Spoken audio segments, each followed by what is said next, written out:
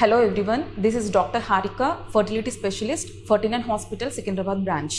Today I'll be discussing about basic evaluation of infertile couple. Before going to the topic, first what is infertility? Ante infertility ani eppudu antam. So oka couple 1 year varaki without usage of any contraception, if they do not get pregnancy, appudu manam infertility antam annamata. Indulo manaki two types untadi. ఒకటి first one is primary infertility and second one is secondary infertility. Primary infertility అంటే ఇప్పటి వరకు first one time కూడా వాళ్ళకి pregnancy అనేది రాలేదు. Secondary infertility అంటే already ఇది వరకు ఒకసారి ప్రెగ్నెన్సీ వచ్చింది and they are unable to conceive subsequently అనమాట. So next before going into basic evaluation, first natural pregnancy అనేది ఎలా వస్తుందో డిస్కస్ చేద్దాం. ఇది గర్భసంచి, ఇవి 2 అండాశయాలు అంటే ఓవరీస్ అంటారు అండ్ ఇవి 2 Fallopian tubes.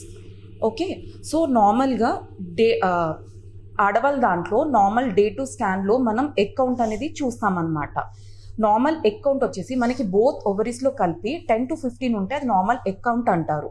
So each month day 2 నుంచి అవుట్ ఆఫ్ 15 ఎగ్స్లో 1 or 2 ఎగ్స్ మాత్రం డెవలప్ అవుతూ ఉంటాయి. బై డే 5 వచ్చేసరికి అవి ప్రాపర్గా గ్రో అవుతూ ఉంటాయి అన్నమాట. సో డే 12 ఆర్ డే 14 వచ్చే వరకు అరౌండ్ 18 to 20 mm వరకు డెవలప్ అవుతుంది. సో అవి 18 to 20 mm రాగానే ఎగ్ అనేది రిలీజ్ అవుతుంది. సో రిలీజ్ అయిన ఎగ్ ఈ ఫిమ్బ్రే అంటే ట్యూబ్ అనమాట, ఇది ఫిమ్బ్రియల్ ఎండ్ అంటారు. సో ఈ ట్యూబ్లోకి వచ్చేస్తుంది. సో అదే టైంలో కనుక రిలేషన్లో ఉంటే స్పర్మ్స్ అనేటివి ఇక్కడ డిపాజిట్ అవుతాయి, దీన్ని వెజైనా అంటారనమాట. సో ఇక్కడ డిపాజిట్ అయిన స్పర్మ్స్, అందులో కూడా బెస్ట్ స్పర్మ్స్ అంటే దేనికైతే హై మొటైల్ స్పర్మ్స్ అంటారు, చాలా ఫాస్ట్గా మొటిలిటీ ఉంటాయో ఆ స్పర్మ్స్ పైకి వెళ్ళిపోయి ట్యూబ్లోకి వెళ్ళిపోతుంది. సో ఇక్కడ ఎగ్తో మీట్ అవుతుంది, మనకి ట్యూబ్లోనే ప్రెగ్నెంట్ బేబీ అనేది ఫామ్ అవుతుంది. సో ఈ ఫామ్ అయిన బేబీ అరౌండ్ 4 to 5 days వరకు ట్యూబ్లో ట్రావెల్ అవుతుంది. సో లాస్ట్కి ఈ బేబీ వచ్చి మనకి గర్భసంచి పొరలో అంటే ఈ ఎండోమెట్రియం దగ్గరికి వచ్చి ఇంప్లాంట్ అవుతుంది. సో ఈ గర్భసంచి పొర అనేది ఎలా ఫామ్ అవుతుంది, మనం ఇది ఆల్రెడీ డిస్కస్ చేస్తుంది ఏంటి, ఎగ్ అనేది డెవలప్ అవుతూ ఉంటుంది కదా. సో ఆ ఎగ్ నుంచి ఈస్ట్రోజన్ అనే హార్మోన్ సెక్రీట్ అవుతుంది. సో ఈస్ట్రోజన్ హార్మోన్ అనేది మనకి గర్భసంచి మీద యాక్ట్ చేసి గర్భసంచి లైనింగ్ అనేది ఏర్పడుతుంది అనమాట. సో ఎగ్ రిలీజ్ అయ్యాక ప్రొజెస్ట్రాన్ అనే హార్మోన్ కూడా రిలీజ్ అవుతుంది. ఈ ప్రొజెస్ట్రాన్ హార్మోన్ కూడా మనకి గర్భసంచి ఎండోమెట్రియం మీదనే యాక్ట్ అవుతుంది. సో అది ప్రెగ్నెన్సీ ఛాన్సెస్ని ఇంక్రీజ్ చేస్తుంది.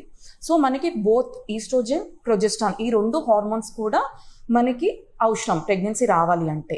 సో ఇదంతా న్యాచురల్ ప్రెగ్నెన్సీ. సో మనకి ఇప్పుడు చూసుకున్నట్టయితే న్యాచురల్ ప్రెగ్నెన్సీ రావడానికి ఫస్ట్ థింగ్ వచ్చేసి ఎగ్ నంబర్, ఎగ్ కౌంట్ అనేది ప్రాపర్గా ఉండాలి. ఫస్ట్ థింగ్ ఎగ్ అనేది ప్రాపర్గా డెవలప్ అవ్వాలి అండ్ రిలీజ్ అవ్వాలి. థర్డ్ వచ్చేసరికి ట్యూబ్స్ అనేటివి మనకి ఓపెన్ ఉండాలి. ఫోర్త్ థింగ్ ఎండోమెట్రియం అంటే గర్భసంచి లైనింగ్ కూడా ప్రాపర్గా ఉండాలి. అండ్ కౌంట్, కణాల కౌంట్ కూడా, అండ్ అందులో కూడా ఫాస్టెస్ట్ స్పర్మ్స్ అంటే ఫాస్ట్గా మూవ్ అయ్యే స్పర్మ్స్ కౌంట్ కూడా అడిక్వేట్ నంబర్ ఉంటే న్యాచురల్ ప్రెగ్నెన్సీ అనేది వస్తుంది. సో ఇప్పుడు మనం కాజెస్ ఆఫ్ ఇన్ఫర్టిలిటీ చూసుకుందాం.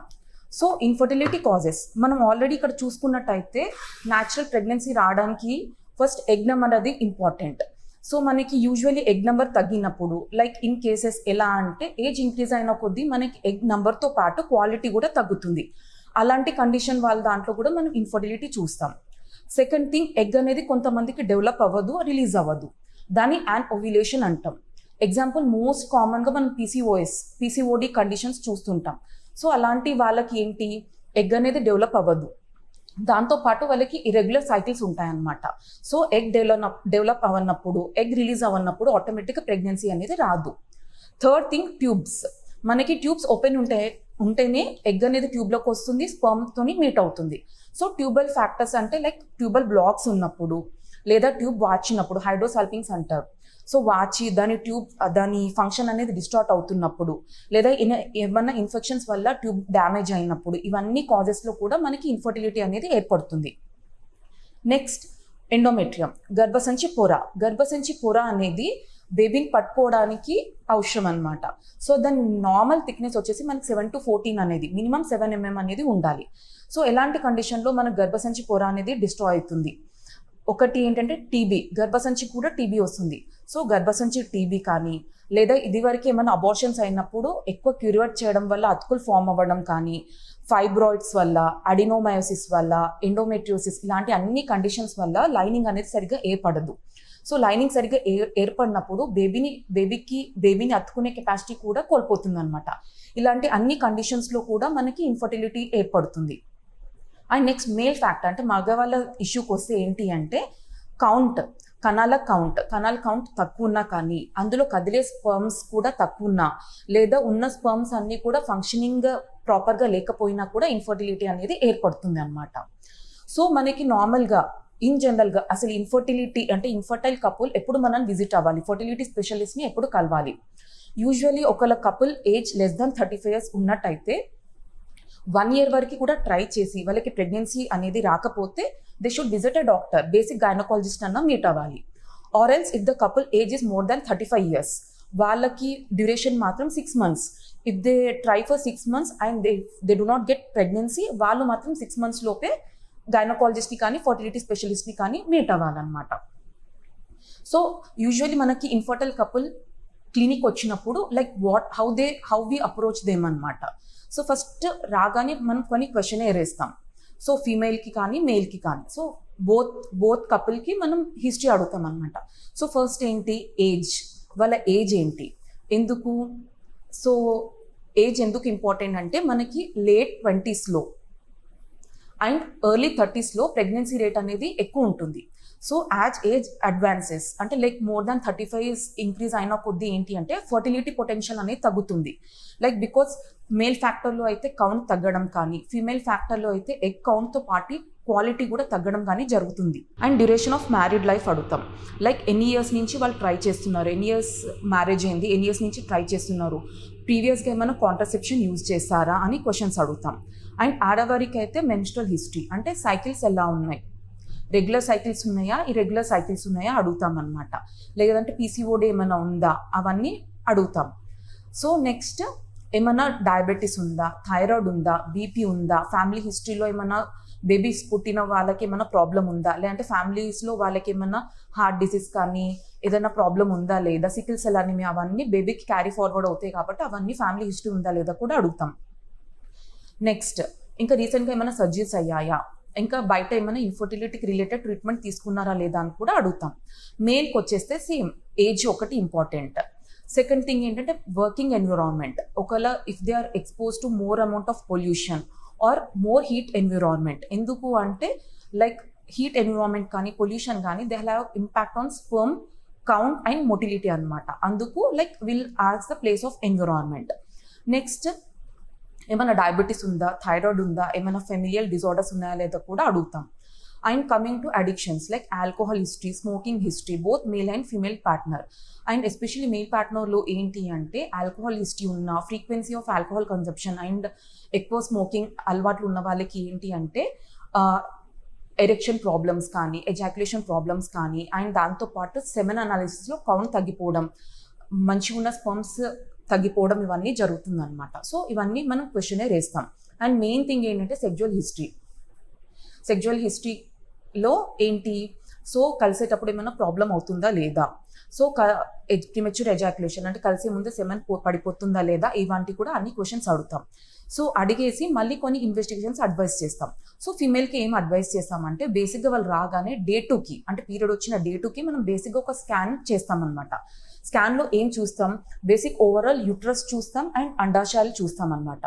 సో అండాశయాల్లో ఏంటి మనం ఆల్రెడీ డిస్కస్ చేసాం. So total number of eggs ఎన్ని ఉన్నాయి, 9 to 15 ఆర్ 10 to 15 వరకు నార్మల్ అనమాట. సో పీసీఓడి ఉన్న వాళ్ళకి ఏంటి కౌంట్ అనేది ఎక్కువ ఉంటుంది, అట్లా మోర్ దాన్ 20 ఉంటుంది అనమాట. సో కౌంట్ అనేది అడిక్వేట్ ఉందా లేదా, అండ్ ఈచ్ మంత్ ఎగ్ అనేది ప్రాపర్గా డెవలప్ అవుతుందా లేదా, సో రిలీజ్ అవుతుందా లేదా అని చూస్తామన్నమాట. సో ఎగ్ రిలీజ్ అయ్యే టైంలోనే మనం వాళ్ళకి రిలేషన్లో ఉండమని చెప్పి అడ్వైస్ చేస్తాం. ఎందుకంటే ఆ టైంలోనే రిలేషన్లో ఉంటే ప్రెగ్నెన్సీ రేట్ అనేది చాలా ఎక్కువగా ఉంటుందన్నమాట. సో ఇది ఫాలిక్యులర్ స్టడీ అంటారు అనమాట. సో ఈచ్ డే 2 స్కాన్ అయిన తర్వాత ఎగ్ నెంబర్ అవన్నీ చూసుకున్నాక లైక్ ఒక 5 days తర్వాత ఎగ్ అనేది డెవలప్ అవుతుందా లేదా, సో ఎగ్ అనేది రిలీజ్ అవుతుందా లేదా అని ట్రాక్ చేసుకుంటూ ఉంటాం. అండ్ నెక్స్ట్ థింగ్ ఏంటంటే మనకు ట్యూబ్ టెస్ట్ అనమాట. సో ట్యూబ్ టెస్ట్ అంటే ట్యూబ్స్ ఓపెన్ ఉన్నాయా లేదా అనేది చూస్తాం. అది సైకిల్లో ఉన్నప్పుడు చూడమన్నమాట. సో అరౌండ్ ఆఫ్టర్ డే 5 అంటే పీరియడ్స్ అయిపోయినాక వితిన్ 2 to 3 డేస్లో మనం ట్యూబ్ టెస్ట్ చేస్తాం. సో ట్యూబ్ టెస్ట్లో బోత్ ట్యూబ్స్ అనేవి ఓపెన్ ఉన్నాయా లేదా చూస్తాం. అండ్ ఇంకొకటి ఏంటంటే గర్భసంచిలో మనకి లైనింగ్ అనమాట. సో లైనింగ్ అనేది కూడా ఫాలిక్యులర్ మానిటరింగ్ చేస్తాం కదా, ఫాలికల్ డెవలప్ అవుతుందా లేదా. సో అదే టైంలో గర్భసంచి లైనింగ్ కూడా ఇంక్రీజ్ అవుతుందా లేదా ట్రాక్ చేస్తాం అనమాట. ఒకవేళ గర్భసంచిలో ఏదైనా ప్రాబ్లం ఉంది అంటే ఫర్దర్ టెస్ట్ అడ్వైస్ చేస్తాం. లైక్ ఎండోమెట్రియల్ బయాప్సీ కానీ టీబీ టెస్ట్కి పంపించడం కానీ అన్నీ చేస్తాం అనమాట. నెక్స్ట్ ఇవన్నీ బేసిక్ టెస్ట్ అనమాట. నెక్స్ట్ ఇంకొకటి ఏంటి, థైరాయిడ్, ప్రొలాక్టిన్ ఏమైనా అవసరం ఉంటే like FSH, LH, E2, P4 అనే హార్మోన్ టెస్ట్ కూడా అడ్వైస్ చేస్తాం. మేల్ ఫ్యాక్టర్కి వస్తే సెమెన్ అనాలిసిస్ అనమాట. సో సెమెన్ అనాలిసిస్ ఏంటి, కణాల పరీక్ష అనమాట. సో కణాలు ఎంత ఉంది, సో అందులో కదిలే కణాలు నార్మల్ ఉన్నాయా లేదా, ఇవన్నీ టెస్ట్ చేస్తాం. సో కణాలు నార్మల్ ఉండి, ఎగ్ కౌంట్ నార్మల్ ఉండి, ట్యూబ్స్ ఓపెన్ ఉండి, ఎండోమెట్రియం కూడా అంత ప్రాపర్గా ఉంటే మనం న్యాచురల్కి అడ్వైస్ చేస్తాం, న్యాచురల్ ప్రెగ్నెన్సీకి. అది కూడా like duration of infertile period అనేది తక్కువ ఉన్నప్పుడు. లేదు ఇందులో ఏదైనా ప్రాబ్లం ఉన్నా అంటే ఎగ్ కౌంట్ తక్కువ ఉన్నా, లేదంటే ట్యూబల్ బ్లాక్స్, లేదంటే ఎండోమెట్రియం లైనింగ్ ప్రాబ్లం ఉన్నా, కౌంట్ అనేది తక్కువ ఉన్నా, depending on their severity and అన్ని ఫ్యాక్టర్స్ని బేస్ చేసుకొని మనం ఇండివిజువలైజ్డ్గా ట్రీట్మెంట్ ఇస్తామన్నమాట. Thank you.